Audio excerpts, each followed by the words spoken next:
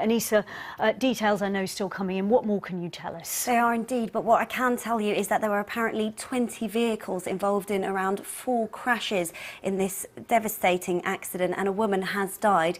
She was apparently driving and had been behind the wheel.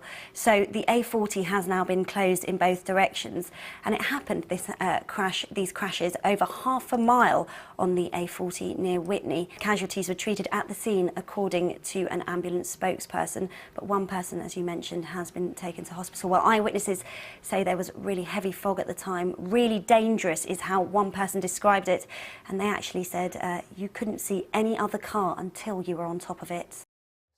Anissa Kadri has this report. Captured on camera, bullets fly off passing cars as the attacker approaches the Rainer nightclub.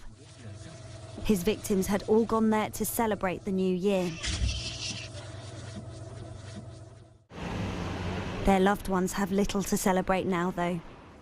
This funeral was for Ayaan Hurik, a tour guide who had dropped off some tourists at the nightclub.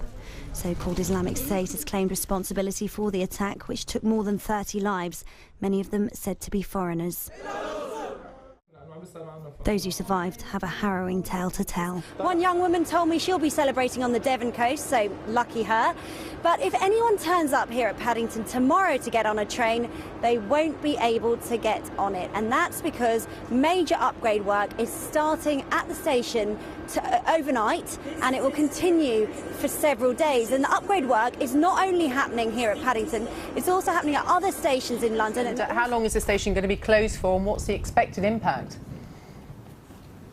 Well, the station is going to be closed for 6 days, and the impact from tomorrow, if you try to turn up at Paddington Station and get on a train, well, it just won't happen because trains aren't running from tomorrow for the full 6 days. And this morning here at Paddington, we've seen lots of people on their way to the southwest of England as well as South Wales for Christmas with luggage in tow, some of them with pets in tow as well.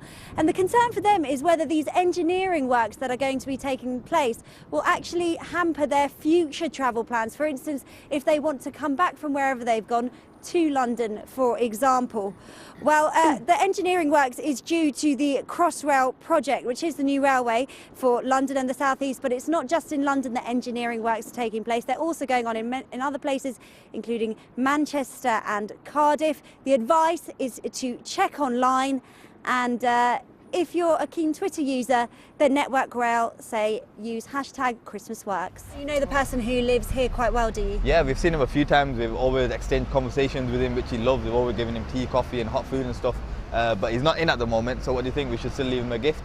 We leave it in his tent for him, yeah? It's fantastic for community cohesion to get young men from the Asian Muslim community going out their way at Christmas and helping people from all backgrounds who are unfortunate, who find themselves as homeless this time of the year. Bridget Jones knows how hard life and love can be.